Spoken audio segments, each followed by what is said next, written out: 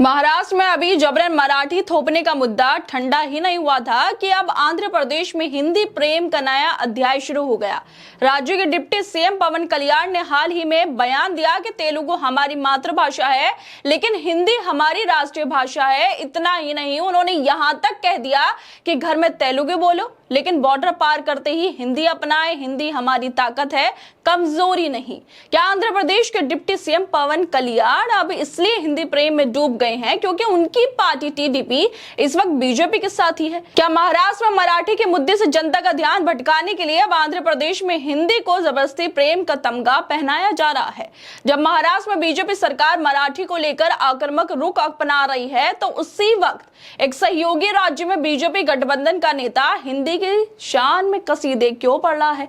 पवन कल्याण के इस बयान पर सवाल तो उठ ही रहे हैं, साथ ही अब साउथ के जाने माने एक्टर भी इसे शर्मनाक बता रहे हैं और कह रहे हैं कि आप कितने में बिक गए हैं। दरअसल पवन कल्याण ने हैदराबाद में राजभाषा विभाग के दक्षिण संवाद गोल्डन जुबली समारोह में कहा कि तेलुगु भले ही हमारे लिए मातृभाषा हो, लेकिन राष्ट्रीय भाषा हिंदी है। ये पूरे देश को एक करती है। घर में बात करने के लिए हमारे पास तेलुगु है, लेकिन जब हम बॉर्डर पार करते हैं तो हमारे पास हिंदी है। दुनिया हमें अलग करना चाहती है, लेकिन हम एक देश के रूप में हिंदी में एकजुट होना चाहते हैं। मैं इस देश की भाषा का स्वागत करता हूं, चाहे वो मलयालम हो, तमिल हो, तेलुगु हो या फिर कोई और भी हो। हमें अपनी मातृभाषा का आदर करना चाहिए। हिंदी हमारी बड़ी माँ के समान है। हिंदी सीखना हमारी कमजोरी नहीं बल्कि हमारी ताकत है। साथ ही उन्होंने ये भी कहा कि साउथ की फिल्में हिंदी में अच्छा परफॉर्म करें और खूब पैसा कमाएं, पर सवाल किया कि हिंदी से पैसा कमाना चाहते हैं पर सीखना नहीं चाहते।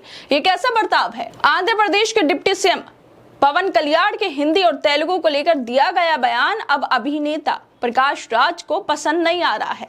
इस बयान पर प्रकाश राज ने प्रतिक्रिया दी है। प्रकाश राज ने पवन कल्याण का ये video social media platform x पर भी ट्वीट किया और साथ ही लिख दिया है कि बस पूछ रहा हूं किस कीमत पर खुद को बेचा है। शर्मनाक है।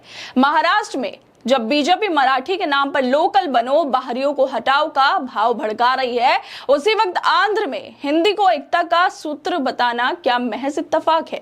क्या फिर यह वही नीति है जिसमें जनता को भाषा के नाम पर उलझाए रखो और असली मुद्दों से भटका दो? क्या वाकई पवन कल्याण को अचानक हिंदी से इतना प्रेम हो गया, या फिर ये सारा खेल सत्ता की मजबूरी और गठबंधन की राजनीति का है? क्या तेलुगु भाषियों के हक में बोलने वाले पवन कल्याण अब दिल्ली की लाइन दोहराने के लिए मजबूर हैं? और अगर ऐसा नहीं है तो फिर क्या वजह है कि महाराष्ट्र में बीजेपी मराठी को पहचान बना रही है और आंध्र में उसी बीजेपी के गठबंधन के नेता हिंदी को राष्ट्र की मां बता रहे हैं? क्या यह भाषा संतुलन है या एक संगठित सांस्कृतिक इंजीनियरिंग? क्या हिंदी से प्रेम जताना अब सत्ता में टिके रहने की शर्त बन चुका है? सवाल तो बहुत सारे हैं और इनका जवाब सिर्फ पवन कल्याण ही दे सकते हैं। क्या वाकई ये बयान उनका व्यक्तिगत विचार है या फिर सत्ता की राजनीति में भाषा भी सौदे का हिस्सा बन चुकी है?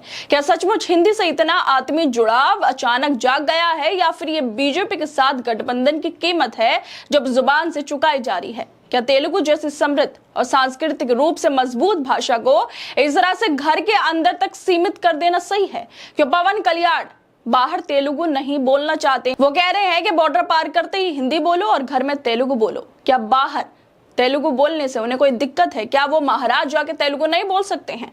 क्या वो दिल्ली आकर या बिहार जाकर, उत्तर प्रदेश जाकर तेलुगु नहीं बोल सकते हैं? या बस वहां पर आंध्र प्रदेश में ही तेलुगु बोलेंगे और बाहर जाकर हिंदी को अपनाएंगे? आखिरकार इसके पीछे की वजह क्या है, ये तो पवन कल्याण ही ठीक से बता सकते हैं।